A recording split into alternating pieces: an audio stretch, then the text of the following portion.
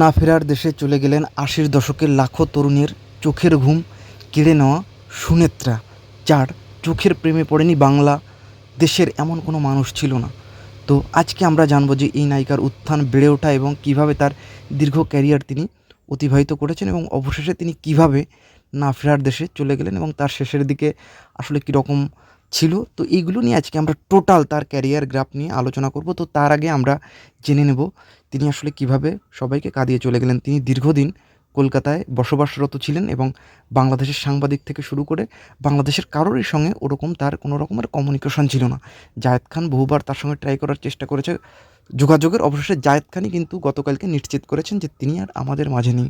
তিনি দীর্ঘদিন কিডনিজনিত সমস্যার কারণে তিনি ভুগতেছিলেন এবং এজও মোটামুটি হয়ে গিয়েছে 60+। তো এইসব নানা রকম কারণে কিন্তু দীর্ঘদিন তিনি শয্যায় স্থাপিত থেকে অবশেষে কিন্তু তিনি না ফেরার দেশে চলে গেলেন। তো এটা অত্যন্ত দুঃখজনক একটা ঘটনা এবং তিনি কিন্তু চলে গিয়েছেন জাস্ট এপ্রিলের ২০ তারিখে এবং আজকে কিন্তু সেটা এতদিন পরে কিন্তু আমরা জেনেছি। তো দেখেন আসলে যোগাযোগ কমিউনিকেশন না হলে ব্যাপারটা আসলে কী হয়। তো আপনারা এখন জেনে নেবেন যে এই নায়িকার আসলে উত্থান এবং তার বেড়ে ওঠা, তার টোটাল বিস্তারিত। তো সে অবধি কোথাও যাবেন না, সে অবধি সবাই ফিল্ম স্পায়ার সঙ্গেই থাকবেন। ঢাকাই ছবির ইতিহাসে তার নাম থেকে যাবে সুপারহিট বহু ছবির নায়িকা হিসেবে। 1990 সালে মুক্তি পাওয়া দেলোয়ার জাহান ঝন্টু পরিচালিত পালকি ছবিটি তাকে দিয়েছিল অন্যরকম জনপ্রিয়তা। কুষ্ঠরোগে আক্রান্ত এক গ্রামীণ নারীর হৃদয় বিদারক গল্পের ছবিটি ছুঁয়ে গিয়েছিল আপামর দর্শকের হৃদয়। এখানে তাকে দেখা গিয়েছিল গ্রামীণ গল্পের নন্দিত নায়ক ফারুকের বিপরীতে একাই ছিলেন মা ও মেয়ের দ্বৈত চরিত্রে। ঠিক তাই অভিনেত্রী সুনেত্রার কথাই বলছি। নয়ন যার সুন্দর তাকে সুনেত্রা বলা উচিত।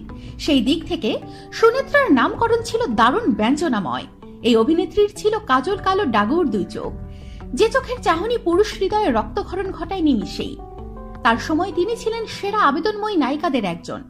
গলার স্বরেও ছিল একটা অচেনা আবেদন, যা মনকে দোলা দিতে পারে খুব সহজেই। সেই সুনেত্রা সুকণ্ঠী দীর্ঘদিন বাজিমাত করেছেন ঢাকায় চলচ্চিত্র।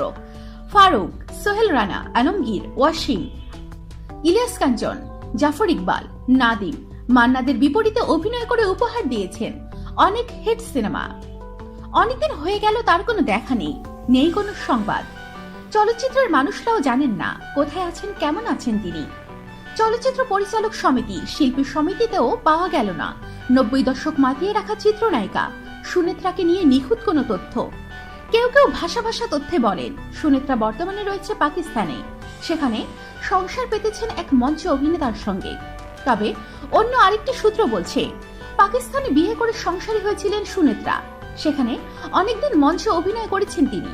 তবে সেই স্বামীর মৃত্যুর পর বাবার ভিটা ভারতের কলকাতায় ফিরে যান তিনি, এখন সেখানেই রয়েছেন। অভিনয়ের সঙ্গে আর সম্পৃক্ত নন। জানা যায় 90 দশকের মাঝামাঝিতে ঢাকাই ছবি থেকে আড়ালে চলে যান সুনেত্রা। কিন্তু কেন তিনি চলচ্চিত্র ত্যাগ করেছিলেন সেই তথ্য পাওয়া গেল না কোথাও। জানা গেছে বাংলাদেশে এসে প্রথম দিকে প্রখ্যাত চিত্রগ্রাহক ও চলচ্চিত্র পরিচালক বেবি ইসলামের স্ত্রী তন্দ্রা ইসলামের বাড়িতে থাকতেন। পরে তিনি নিজেই নিজের আবাসন ব্যবস্থা করেছিলেন। জাফর ইকবালের বিপরীতে ঘর ভাঙা ঘর ছবিটিকে সুনেত্রা অভিনীত সর্বশেষ বাংলাদেশি ছবি বলে ধরা হয়। এটি মুক্তি পেয়েছিল 1992 সালে। এরপর কিছুদিন কাজ করেন কলকাতার ছবিতে। 1999 সালে সেখানে সর্বশেষ সুনেত্রা অভিনীত দানব ছবিটি মুক্তি পায়। সেই ছবিতে তিনি অভিনয় করেছিলেন কলকাতার শক্তিমান অভিনেতা ভিক্টর ব্যানার্জির বিপরীতে। 1970 সালের 7 জুলাই সুনেত্রা জন্মগ্রহণ করেন কলকাতার এক সম্ভ্রান্ত হিন্দু পরিবারে। পারিবারিক নাম তার রীনা সুনেত্রা কুমার। দুই ভাই বোনের মধ্যে সুনেত্রা ছোট। তিনি মাধ্যমিক শেষ করেছিলেন কলকাতার গোখলে মেমোরিয়াল গার্লস হাই স্কুলে। পরবর্তীতে কলকাতা বিশ্ববিদ্যালয় থেকে তিনি প্রাণীবিদ্যায় মাস্টার্স ডিগ্রি নেন। ছোটবেলা থেকেই সংস্কৃতি চর্চার প্রতি মনোযোগী ছিলেন তিনি। নাচ, গান ও অভিনয়ে নিজেকে তৈরি করেছিলেন।